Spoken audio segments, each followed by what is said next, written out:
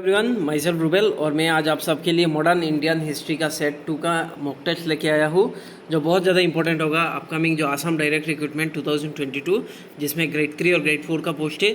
साथ ही साथ ये दूसरे एग्जाम में भी हेल्प करेगा आपको, जैसे DHS एग्ज़ाम हो, DME एग्ज़ाम हो या APSC हो या UPSC में भी आपको हेल्प करेगा। सो शुरू करते हैं आज का पहला क्वेश्चन। और शुरू करने से पहले बोल रहा हूँ, जिन्होंने इस चैनल को सब्सक्राइब नहीं किया वो लोग इस चैनल को सब्सक्राइब कीजिए और इस वीडियो को ज़्यादा से ज़्यादा शेयर कीजिए। और मेरा वीडियोस बनाने में थोड़ा दिन गैप हुआ बिकॉज मैं थोड़ा बिजी था इसलिए, बट आप सबके लिए मैं आज फ्री होके ये वीडियो बना रहा हूँ। सो शुरू करते हैं आज का पहला क्वेश्चन, यानी क्वेश्चन नंबर 1। आप लोग अटेम्प्ट करना और at the end comment section में बताना मुझे किसका कितना करेक्ट हुआ। वीडियो को थोड़ा पॉज करके आप लोग आंसर कहीं पे लिख लेना और उसके बाद मुझे बोलना। सो शुरू करते हैं आज का पहला क्वेश्चन। हु रोड सरफरोशी की तमन्ना अब हमारे दिल में है। बहुत इंपॉर्टेंट क्वेश्चन है। Number 1 Mohammad Iqbal, number 2 Ramprasad Bismil, number 3 Qazi Nazrul Islam, number 4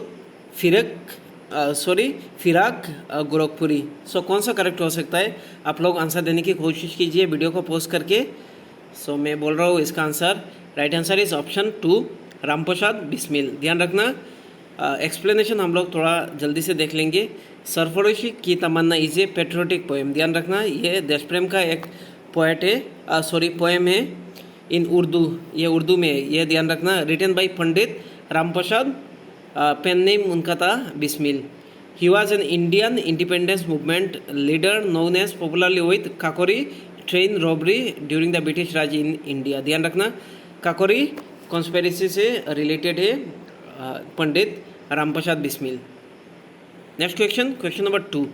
dyarchy was introduce in the government of India act of option A 1909, option B यानी option 2 1919, option 3 1935, number 4 none of this. सो कौन सा करेक्ट हो सकता है डायरकी के रिगार्डिंग? सो इसका राइट आंसर होगा ऑप्शन 2 यानी 1919। ध्यान रखना, dyarchy was system of double government, ध्यान रखना, introduce by the government of India act 1919 for the provinces of British India. It mark the first introduction of the democratic principle into the executive branch of the British administration of India. बहुत important question है, आप लोग देख लेना और इसको कहीं पे लिख लीजिए। बहुत ज़्यादा इंपॉर्टेंट क्वेश्चन है ये सब, और सबसे ज़्यादा हिस्ट्री से यानी मॉडर्न हिस्ट्री से ज़्यादा क्वेश्चन आता है, मेडिवल से भी कम आता है और एंशिएंट से भी कम आता है। सबसे ज़्यादा हिस्ट्री से क्वेश्चन आता है मॉडर्न इंडियन हिस्ट्री से।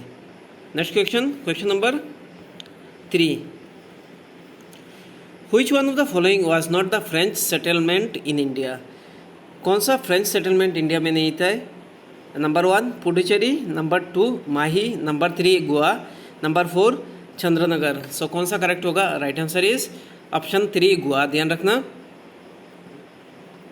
Goa is a farmer Portuguese colony. ध्यान रखना, फ्रेंच सेटलमेंट नहीं है गोवा पे पोर्तुगीज कॉलोनी था। The Portuguese overseas territory of Portuguese India existed for about 450 years. ध्यान रखना, until it was annexed by India in 1961।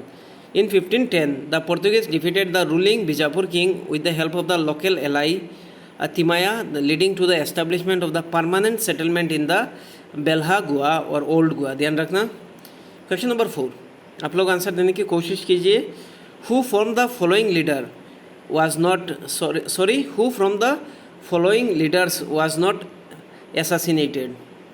Number 1 Mahatma Gandhi, number 2 Liaquat Ali Khan, number 3 Mohammad Ali Jinnah, number 4 lord Louis Mountbatten. So कौन सा करेक्ट होगा जिनको एसासिनेट नहीं किया गया? सो ऑप्शन 4 में से right answer is option 3 Mohammad Ali Jinnah. ध्यान रखना, Mohammad Ali Jinnah died at the age of 71। ध्यान रखना, in 1948, just over a year after Pakistan gain independence from the British Raj. He died from tuberculosis यानी टीबी से मरे थे वो।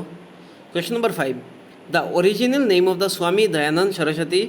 ये भी मोस्ट इंपॉर्टेंट क्वेश्चन है। Number 1 Abhishankar, number 2 Gauri Shankar, number 3 Dayashankar, number 4 Moolashankar. So कौन सा करेक्ट होगा? Right answer is option 4 Moolashankar. Dayanand Saraswati was an important Hindu religious scholar, reformer and founder of the Arya Samaj. ध्यान रखना, ऐसा क्वेश्चन आ सकता है, आर्य समाज का फाउंडर कौन थे? सो आप लोग आंसर देंगे Dayanand Saraswati. a Hindu reform movement. He was the first to give the call for Swarajya, India for Indians. ध्यान रखना ये line India for Indian in 1876. Later taken up by the Lokmanya Tilak, since he was born under the Mul Nakshatra, he was named Mula Shankar. ध्यान रखना इसलिए. And led to the comfortable early life studying Sanskrit, Vedas and other religious text to prepare himself for the future as a Hindu priest. ध्यान रखना. Question number 5 अभी देख लेंगे हम लोग. क्वेश्चन नंबर 6 देखेंगे. Who represented India in the second round table conference? Number 1 Aruna Asaf Ali, number 2 Sucheta Kripalani, number 3 Sarojini Naidu, number 4 Kalpana Joshi. So कौन सा करेक्ट होगा? Right answer is option 3 Sarojini Naidu. The Gandhi Irwin pact open the way for the Congress participation in this conference. ध्यान रखना जब Gandhi Irwin pact हुआ था 1931 पे, तब ये paves the way for the participation of the Congress in the round table conference. ध्यान रखना. Mahatma Gandhi was invited from the India and attended as a sole official Congress representative accompanied by the Sarojini Naidu and also Madan Mohan Malviya यानी MM Malviya. उसके बाद घनश्याम दास बिरला, मोहम्मद इकबाल, सार मिर्जा, इस्माइल. ध्यान रखना ये सब एक बार पढ़ लेना आप लोग या सुन लेना. Dewan of Mysore, SK Datta and sir Syed Ali Imam Gandhi, Syed Ali Imam. Gandhi claim that Congress alone represented political India. Gandhi ji ने क्लेम किया था Congress alone represented political in India. That the untouchable were Hindus and should not be treated as minority and there should be no separate electorate for special safeguard for the Muslim और other minorities. This claims were rejected by the other Indian participant. ध्यान रखना. Question number 7 what was the ultimate goal of the Mahatma Gandhi salt Satyagraha? Number 1 repeal of salt satyagrah, number 2 curtailment of the government's power, number 3 economic relief to the common people, number 4 पूर्ण Swaraj for India. So कौन सा correct होगा? Right answer is option 4 पूर्ण Swaraj for India. ध्यान रखना. The salt Satyagraha started on March 12, 1930. ध्यान रखना ये डेट. With the undertaking of the Dandi Yatra यानी Dandi march, the triggering factor for the movement was the British monopoly of the salt trade in India and the imposition of salt tax. जो salt जो trade होता है वो इंडिया में monopoly किसका था? British का. और उसमें टैक्स भी ऐड कर लिया था. According to the contemporary British laws the sale और the production of salt by anyone but the British government was criminal offence. इतना मतलब डेंजर ऑफेंस लगा दिया. Next question number 8 who persuaded the rating of the RIN यानी royal Indian navy to surrender on 23rd February 1946. Number 1 Mahatma Gandhi, number 2 Jawaharlal Nehru and Maulana Abul Kalam Azad, number 3 Vallabh भाई Patel and Mohammad Ali Jinnah, number 4 Morarji Desai and JB Kripalani. So कौन सा correct होगा? Right answer is option, रुकिए हम लोग देख लेंगे नेक्स्ट पेज पे. राइट आंसर इज ऑप्शन 3 यानी Vallabhbhai Patel and Mohammad Ali Jinnah. In February 1946, most important question है Royal Indian Navy यानी RIN experienced a major mutiny on a magnitude rare among the modern navies. The 2nd Battalion of the Black Watch was called from the barracks in Karachi to deal with this mutiny on the Manora Island. Both Muhammad Ali Jinnah and Sardar Patel successfully persuaded the ratings to surrender. ध्यान रखना. Patel wrote, "Discipline in the army cannot be tampered with. We will want the army even in free India." ध्यान रखना. इसके लिए बोला. Number 9 on September 20, 1932 Mahatma Gandhi began to fast unto death in Yerawada jail against. So September 20, 1930 पे महात्मा गांधी जो jail पे थे Yerwada jail, fast unto death मरने तक मतलब फास्ट करने का डिसीजन लिया था. किस चीज़ के लिए? Number 1 British repression of the satyagrahis, number 2 violation of the Gandhi Irwin pact, number 3 communal award of Ramsay MacDonald, number 4 communal riot in Calcutta. So कौन सा करेक्ट होगा? Right answer is option 3 communal award of Ramsay McDonald.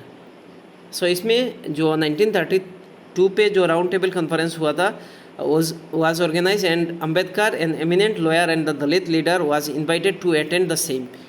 Through his campaigning, the government granted untouchables separate electorates under the new constitution.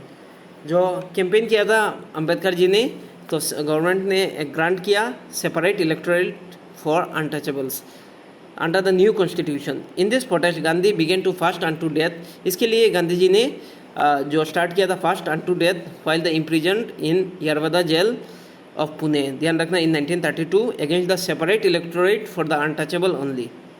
Question number 10, और ये आज का last question है। The Swadeshi movement was launch. Number 1, swadeshi movement किस लिए launch किया गया? As a protest against division of Bengal.